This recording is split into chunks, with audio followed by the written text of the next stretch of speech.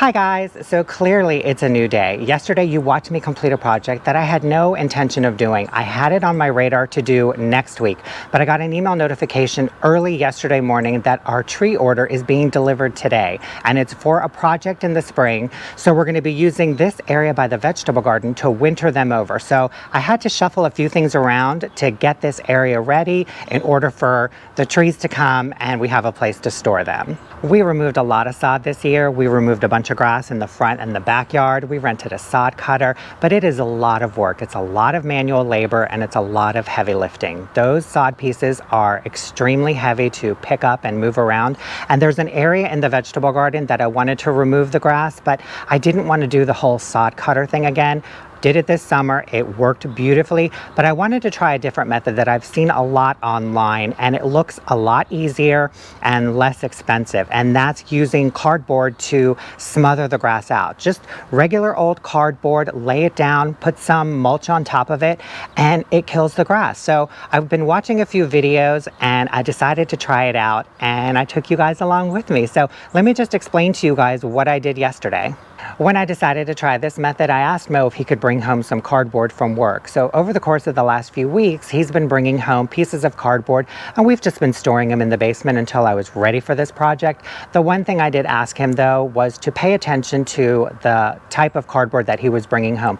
I didn't want cardboard that was heavily colored and inked up, and try to find pieces with minimal tape and stuff on them, just to make it easier when we're ready to use it. Now, I have heard that in some areas, and I think my area may be one of them, that a lot of companies are using plant-based ink. So if I wanted to research and figure out if the cardboard that I had, the ink on them was plant-based, I could have done that, but I didn't really want to go that route. So we just made sure to try and find the pieces of cardboard with the least amount of printing on them, and we were pretty successful, so I'm really happy about that. So the first thing I had to do was prepare the area, and that meant clearing out this back section of the vegetable garden where our fig tree was. I've been using that corner spot as like a landing pad for all of our leftover plants, and this is going to be our wintering over area too. Because it faces the south, it gets a lot of sun and it stays a lot warmer than on the back side of our house. So first thing first, I had to move all of the plants over and just get this whole area cleaned out. Once that was done, I was able to come in and start laying my cardboard down over the grass, making sure to overlap each piece of cardboard so there was no pockets where grass or weeds could poke through. Then I came in with a layer of topsoil, and this is optional, but I prefer to do it, especially on areas where there's a little bit of a slant. I wanted to put a little bit of topsoil down before I mulch, just to kind of help lock everything in place. So I put like a 1/2 inch to 1 inch layer of topsoil all over the cardboard.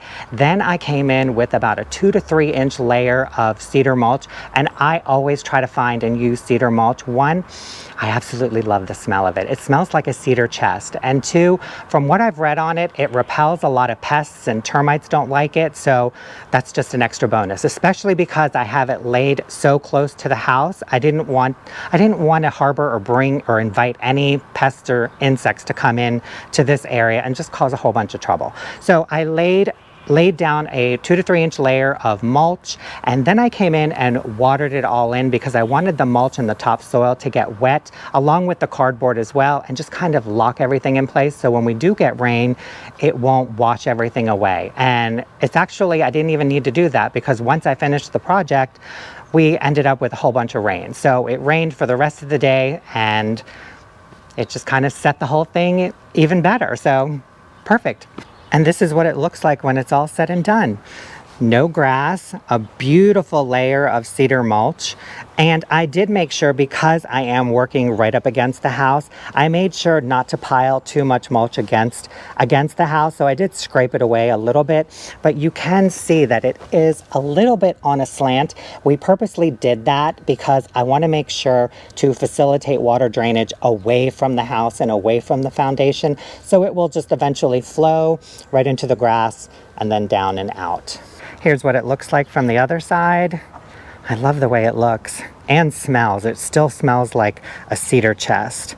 But you can see that I was not being precise with my lines. I'm going to come in here in the spring and re-edge this whole bed and just make it a nice straight line. But let me show you what I did. So here's Here's our layer of cardboard, and then we have a thin layer of topsoil underneath, and then our mulch. Here's another shot of this whole area. I wish you guys could smell this. Oh God, it smells so good. I guess if you like cedar. If not, then it's probably not a very pleasant smell. And there's the back of it. This is the mulch that I use. This is the cedar mulch blend from Garden Logic.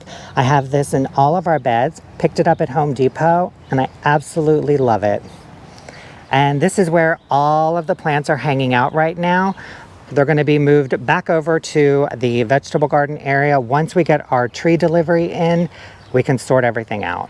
And this whole project took about 2 hours to complete from start to finish. I invested about $60 into it to cover the cost of mulch and topsoil, but you could be into this project for next to nothing. A lot of grocery stores and big box stores, they throw out tons and tons of cardboard. You could pick that up for free. And if you don't want to use mulch, you can always use wood chips.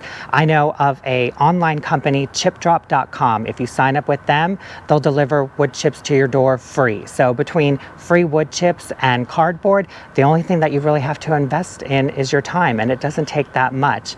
And you guys, that's it for this video. I am so happy that I was able to get this project done, even though I wasn't planning on doing it. I'm happy that it was done. I'm glad that you guys are able to come along, and I hope you guys enjoyed this video. Thank you so much for watching, and we'll see you in the next one. Have a great day. Bye.